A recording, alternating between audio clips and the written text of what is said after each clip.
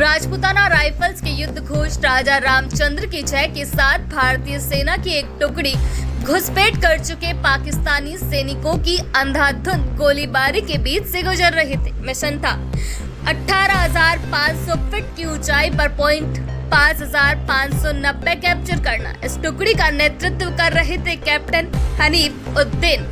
Kargil untold story from the war की लेखिका रचना बिष्ट रावत बताती हैं कि हनीफ मुस्लिम सोल्जर थे, मगर वे राजपूताना राइफल्स में भर्ती हुए थे और राजपूताना राइफल्स की वॉर क्राई है राजा रामचंद्र की जय। तो जब कैप्टन हनीफ लड़ने के लिए गए तो राजा रामचंद्र की जय की ललकार के साथ गए थे। 26 जुलाई को कारगिल विजय दिवस को आज 25 साल पूरे हो गए हैं।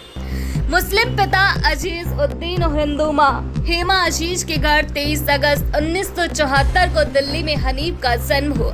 8 साल की उम्र में ही पिता की मृत्यु हो गई। मां शास्त्रीय गायिका थी, जिसका असर हनीफ पर भी दिखा। इंडियन आर्मी में कैप्टन बनने के बाद भी कई बार वो म्यूजिकल इंस्ट्रूमेंट्स अपने साथ रखते थे। कठिन परिस्थितियों में संगीत के जरिए वे अपने साथियों का मनोबल बढ़ाते। ग्रेजुएशन के दौरान कॉलेज में उन्हें मिस्टर शिवाजी की उपाधि मिले।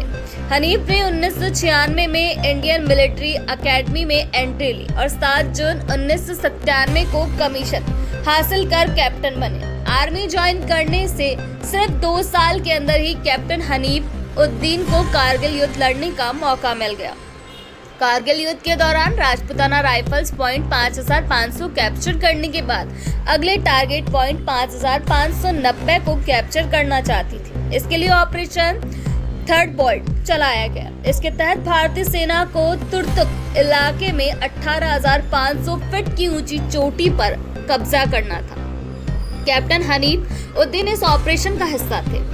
लेखिका रचना बिष्ट रावत बताती हैं कि हनीफ तुर्तुक क्षेत्र में लड़ाई करने गए थे। उस समय वहां पर मालूम ही नहीं था कि कितनी ऊंचाई पर दुश्मन बैठा हुआ था और कहां पर अटैक किया जाए। दुश्मन को मारने के लिए सबसे ज्यादा जरूरी था कि उसकी सटीक लोकेशन का पता होना। इस काम की जिम्मेदारी कैप्टन हनीफ ने ली। कैप्टन हनीफ ने डे टाइम पेट्रोल करने की बात कही, जिससे दुश्मन उन्हें देख पाएंगे। जब वह फायरिंग या बमबारी करेगा तो उससे दुश्मनों के छिपे होने की सटीक लोकेशन का पता चल जाएगा। इसके बाद कैप्टन हनीफ ऊंची पहाड़ी और 0 डिग्री सेल्सियस टेम्परेचर में बिना डरे और रुके चोटी के करीब पहुंचते रहे। जैसा उन्होंने कहा था वैसा ही हुआ। दुश्मन ने उन्हें देखा और देखने के बाद उन पर फायरिंग। इससे उसके बाकी साथियों को पता चल गया कि फायरिंग किधर से हो रही है और दुश्मन के पास कौन से हथियार हैं। कैप्टन हनीफ ने मैप पर दुश्मनों की सटीक लोकेशन को मार्क कर लिया। सेना को छिपे हुए दुश्मन की लोकेशन तो मिली, लेकिन इस दौरान कैप्टन हनीफ लड़ते हुए शहीद हो गए। उनके साथ जूनियर कमीशन अधिकारी नायब सूबेदार मंगेश सिंह और राइफलमैन प्रवेश कुमार ने भी अपना सर्वोच्च बलिदान दिया। शहीद होने के बाद उनकी बॉडी कई दिनों तक वापस नहीं आ पाई। तत्कालीन सेना प्रमुख वेद प्रकाश मलिक ने इसके लिए शहीद कैप्टन हनीफ की मां से माफी भी मांगी। रचना बिष्ट बताती है कि हनीफ की मां ने जनरल मलिक से कहा कि आप मेरे बेटे को वहीं रहने दीजिए। मैं नहीं चाहती कि मेरे बेटे की बॉडी लाने के लिए किसी और मां का बेटा शहीद हो जाए। कैप्टन हनीफ के अदम्य साहस और देशभक्ति के जज्बे के लिए मरणोपरांत भारत सरकार ने उन्हें वीर चक्र से भी सम्मानित किया था।